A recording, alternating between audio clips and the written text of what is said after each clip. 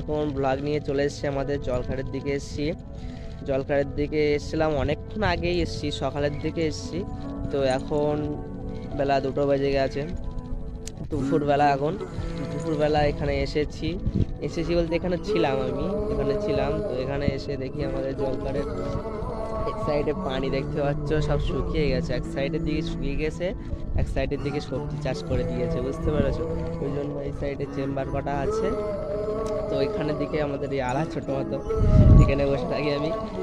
তো এখানে এসে দেখি আমাদের জলখাড়ের এই সাইডে দেখি যে পাশের জলখাড়ের পাশে বড় একটা জলখাড় আছে, সেই জলখাড়ে এসে দেখি যে আমরা এই জলখাড়ের পানি ছেড়ে দিয়েছে।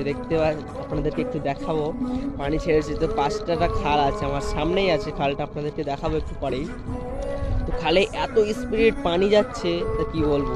তার মানে খালে সেরকম পানি সব শুকিয়ে দিয়েছিল, বুঝতে পেরেছো? সব কিছু শুকিয়ে দিয়েছিল, কারণ এখন সাইডে যে কটা জলখাড় আছে, বড় বড় জলখাড় আছে, সেই সব জলখাড়ে সব পানিগুলো ছাড়বে, খাল দিয়ে আর বড় জলখাড়ে বড় খালে চলে যাবে। তাই এমনি জাস্ট একটা ছোটো একটা চেম্বার ড্রেন মতন করা ছিল, সেই ড্রেনে আমাদের সব কটা যেখানে যতটা জলখাড় আছে সব জলখাড়ের পানি তোলার জন্য ওই জন্য এটা করেছিল।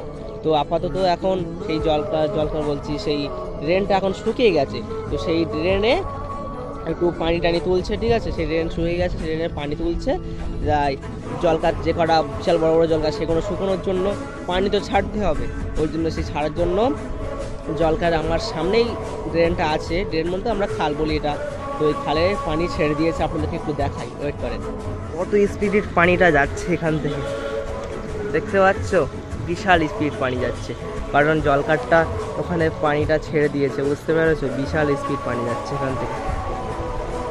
এখানে যে আমাদের খালটা থেকে কত স্পিড পানি যাচ্ছে, এবং আমাদের এই সাইডে একটা আলা ছিল, দেখতে পাচ্ছি এইসব ভেঙে গিয়েছে।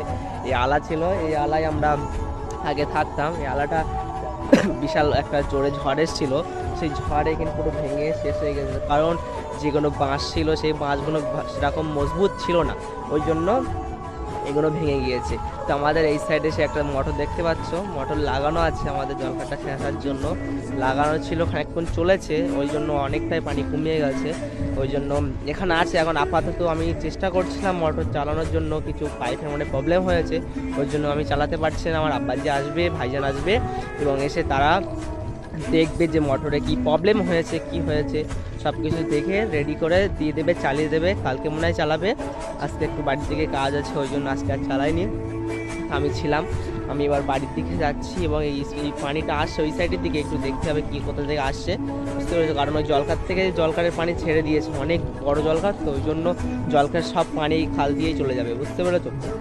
তো এইসব ভেঙে গিয়েছে, আপনাদেরকে দেখাচ্ছিলাম। এইসব আমাদের আলাটা, এখানে বিশাল থাকতাম, আমার অনেক রাত কাটাতাম এখানে, আর এটা পুরো ভেঙে গিয়েছে, কারণ মজবুত ছিল না ভালো রকম করে, বুঝতে পেরেছো? এখানকার জড়িটা ছিল, সেই জড়িটা নিয়ে ওই সামনের আলার ওখানে উপরে দিয়ে দিয়েছে, উপরে দিয়ে দিলাম, দিয়ে ওইখানে একটা নতুন আলা তৈরি করলাম, ওখানে একদম ছিলাম, শুয়েছিলাম আমি। সেই মোটর দিয়ে ছেঁচে দেওয়া হবে, অনেকটাই পানি কমে গেছে, বুঝতে পেরেছো? তো তো ভিডিওটা এই পর্যন্ত সমাপ্ত করছি। তো bye, take care, love you.